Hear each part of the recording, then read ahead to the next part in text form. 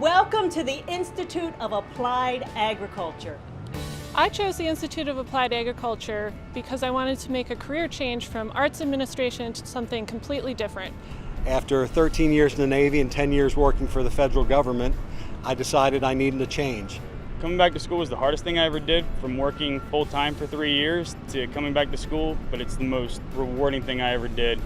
I think some people shy away from college because they think it's just sitting in a classroom all day, every day, but with the Institute of Applied Agriculture, you get out into the gardens to do hands-on work, and you really put what you learn into practice.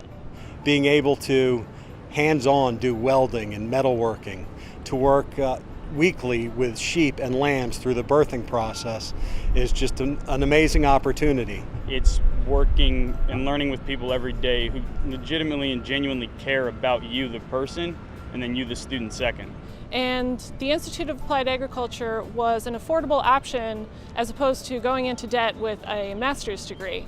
With the networking opportunities through the Farmer Veteran Coalition and the opportunities provided by the GI Bill, I encourage every veteran to take a serious look at the IAA and agriculture as a future career.